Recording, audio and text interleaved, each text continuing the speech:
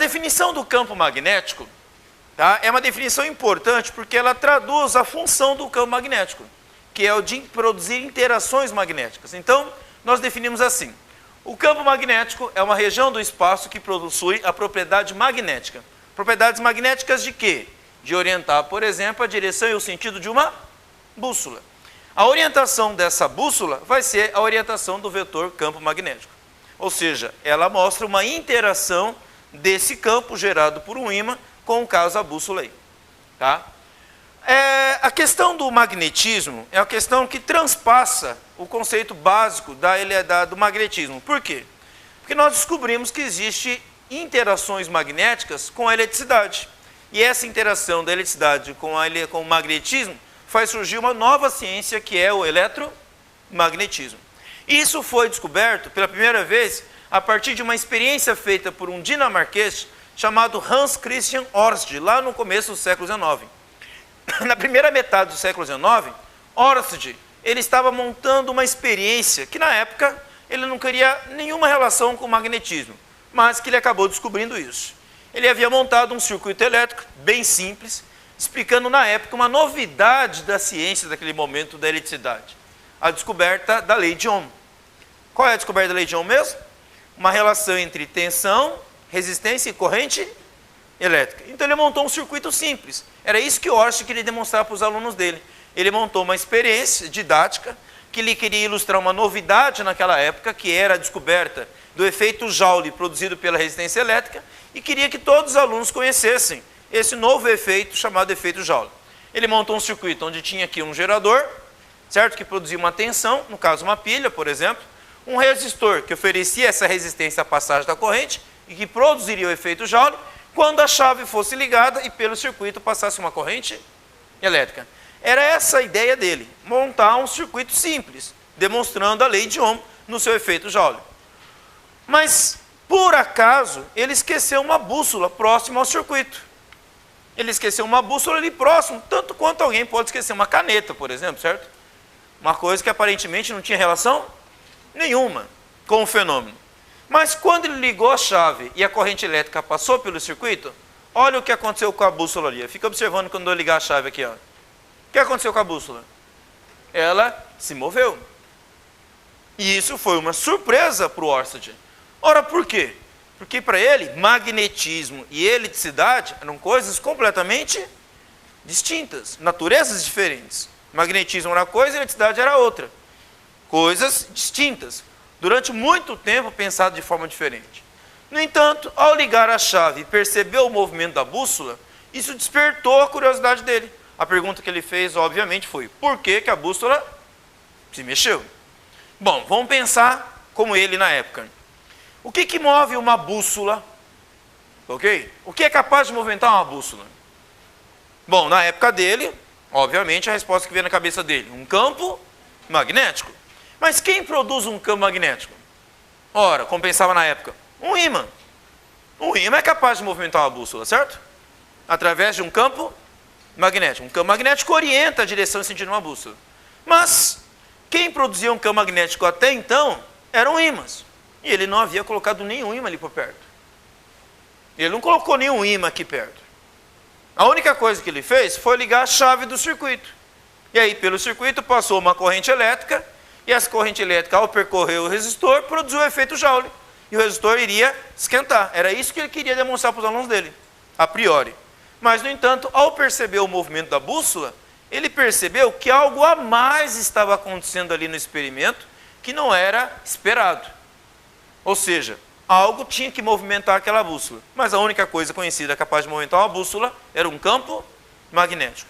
Aí ele perguntou: será que alguma coisa que aconteceu ali eletricamente também é capaz de produzir um campo magnético?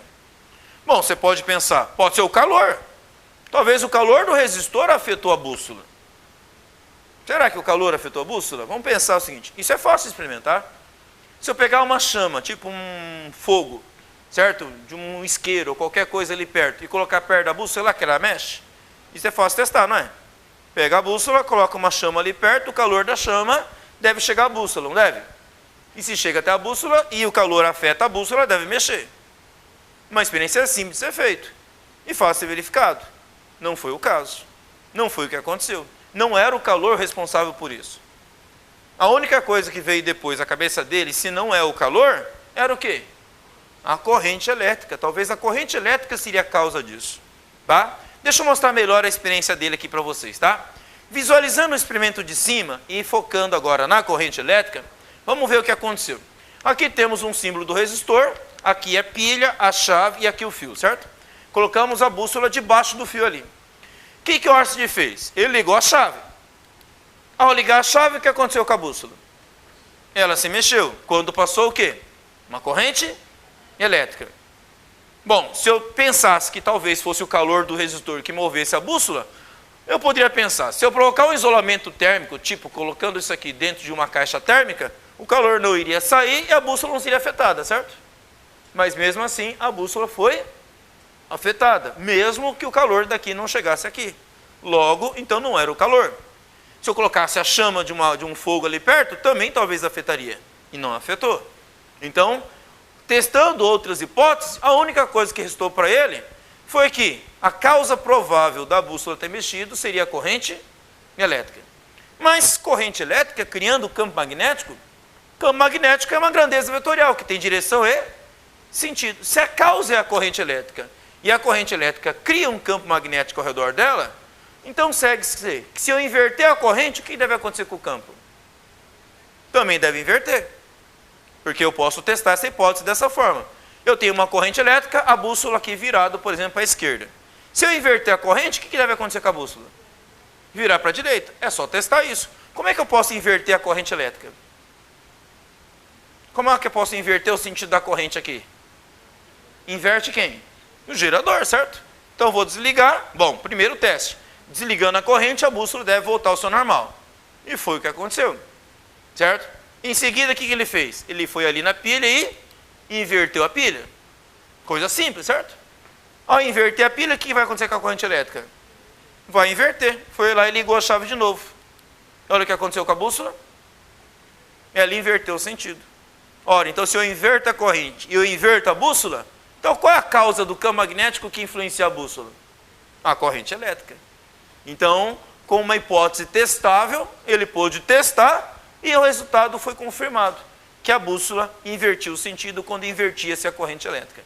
Então, com isso, ele chegou a uma conclusão, que magnetismo pode ser produzido pela eletricidade. Campos magnéticos não são produzidos exclusivamente por ímãs, mas também podem ser produzidos por corrente elétrica. Ok? Aqui eu mostro uma fotografia ilustrando que é o fenômeno, certo? Nós temos a chave, o fio e aqui a bússola, paralelo ao fio, semelhante à ilustração que eu fiz aqui na animação, certo?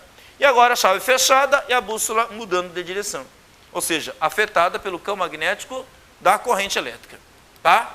Então, qual foi o resultado da experiência dele, depois de testar a hipótese?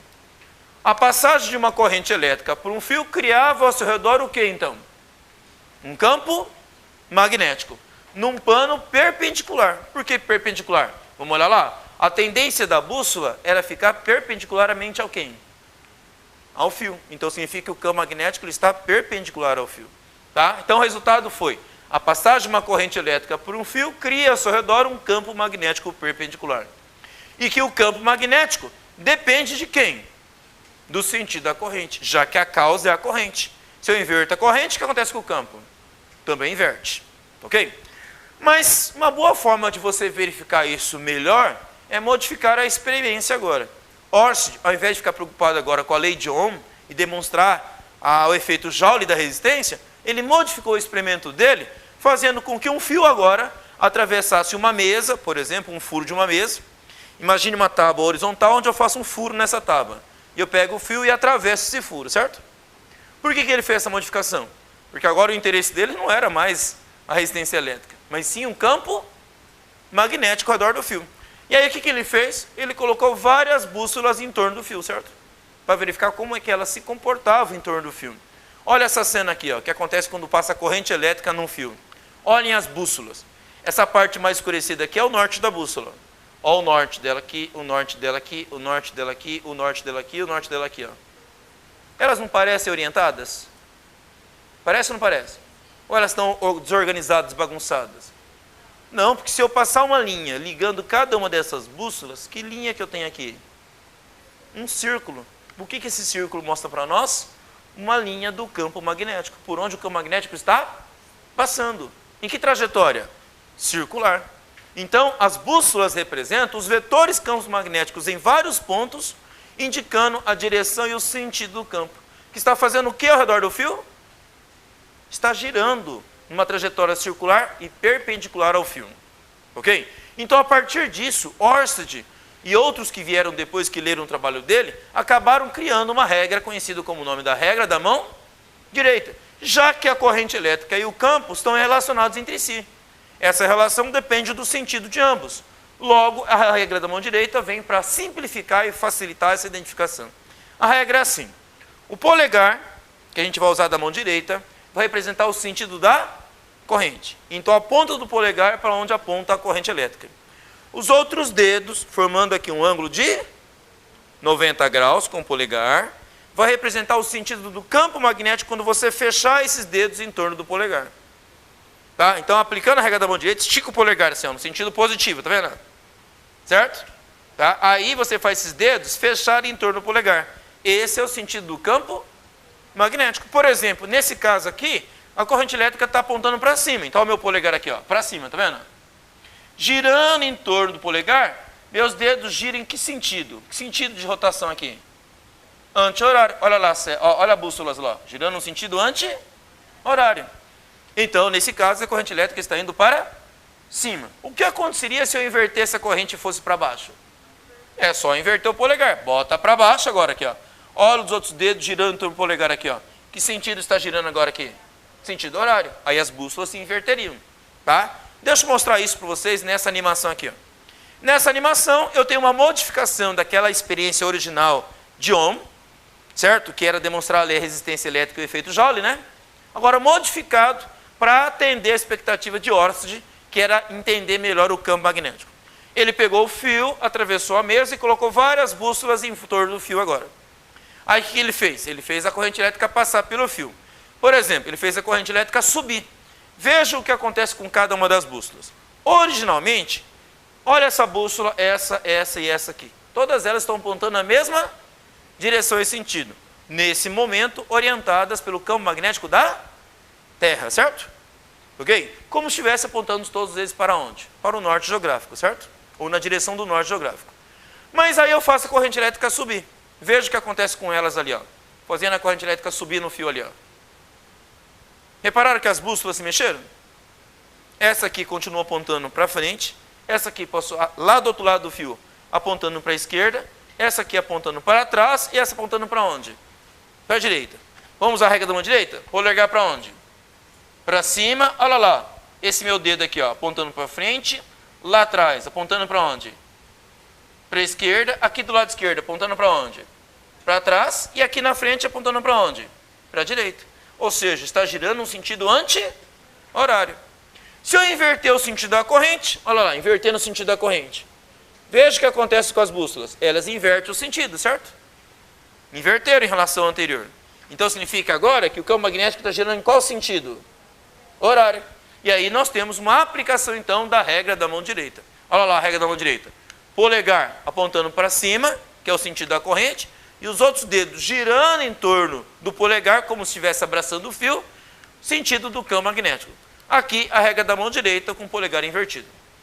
Ok? Então a regra da mão direita, ela veio a facilitar, tá, a identificação da relação entre a corrente e o campo magnético. E assim fica mais prático, certo? Para a gente descobrir para onde aponta cada um deles. Tá? Então, na visualização desse campo magnético, agora nós temos que transparecer essa visualização de maneira mais fácil de compreender. Por exemplo, ó, olhando na cena anterior, vamos ver como é que isso acontece? Olha essa bússola aqui, ó. Ela está apontando para onde? O norte dela? Para frente. Só que nós estamos olhando a mesa em perspectiva, não é? E nem sempre dá para desenhar em perspectiva, certo?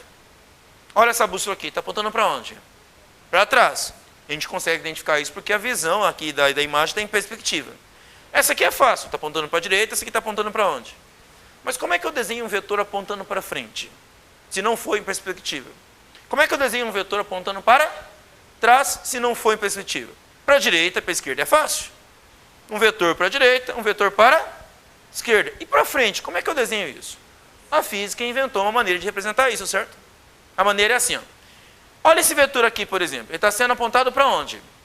Para a direita. Mas se eu estivesse olhando do lado direito para esse vetor assim, ó, de frente para ele, tá vendo? O que eu veria se eu estivesse olhando para frente do vetor aqui? O que eu veria dele? Não veria a ponta dele?